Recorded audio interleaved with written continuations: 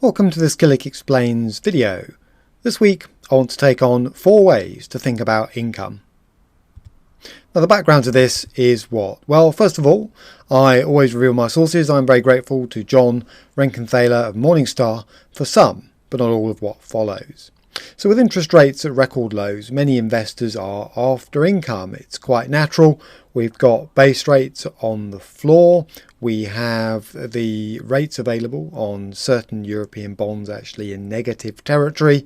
It's pretty difficult. Junk bond yields in US dollars have dropped as low as 3%. So naturally in the current climate, generating income requires some creative thinking. And the purpose really of this video is to give you 4 ways to think about generating income, so you've got a framework to weigh up what's going to ultimately be the strategy that works best for you. Now, number 1 is to pick growth assets. So on the basis that your money has to be doing something, even the decision to leave it in cash is a decision, growth assets are the first basket. Now, these, broadly speaking, are assets that offer the potential to earn a decent income and possibly some capital appreciation, but not without the associated risk. So, in summary, you could be looking at income-paying growth stocks. That would be one basket. You could be looking at inflation-linked bonds, where, for example, both the coupon that you receive and the underlying capital are linked in some way to one of the published rates of inflation. And or you could be looking at property. Now, put question mark, because at the moment, whilst property appears to be roaring away, that is largely thanks to a slightly artificial tailwind created by Rishi Sunak's stamp duty holiday. So I wouldn't like to look ahead to 2021 with perhaps quite the same degree of certainty. But there's 3 key examples of what I mean by growth assets.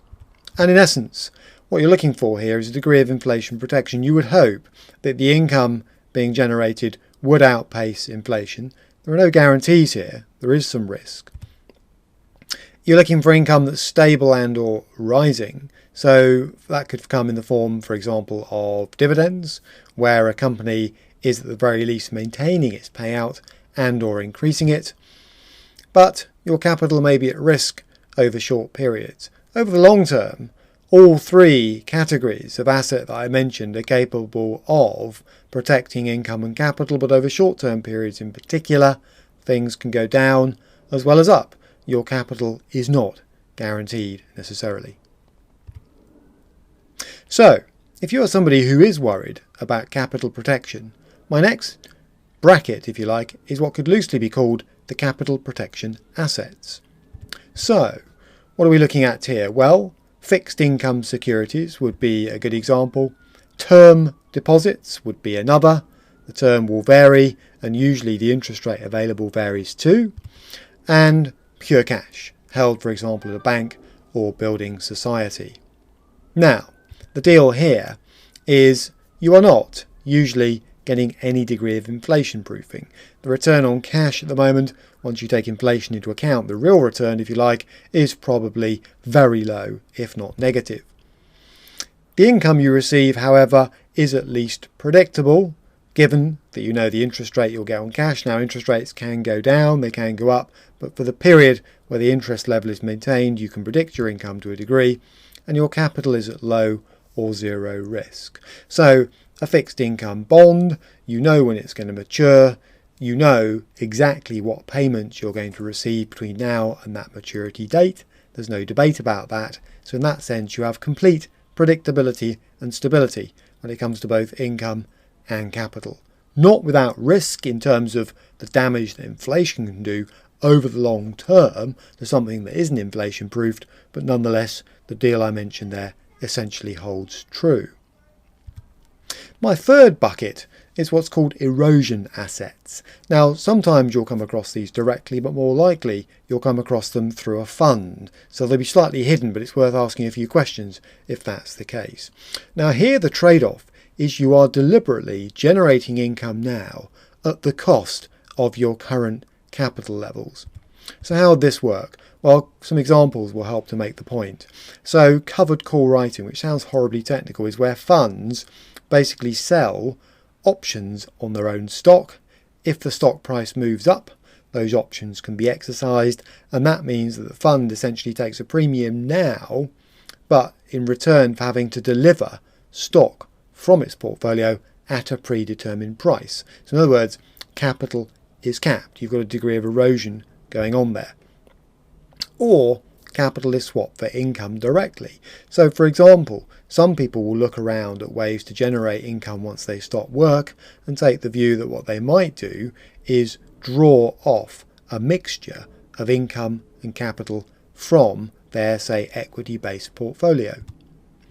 Overall, the risk needs weighing up. So for example, if you take this approach where you are prepared to accept a degree of capital erosion, then you need to look at the alternatives and judge for yourself whether you'd prefer to go hunting yield and try to protect capital, or whether you're more comfortable amortizing capital at a lower cost in terms of generating income.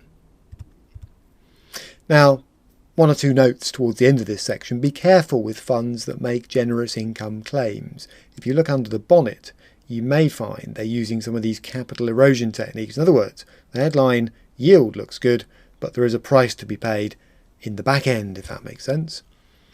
But be open to amortization of capital as a possibility. In the old days, if you like, people tended to regard income as one thing and capital as the other.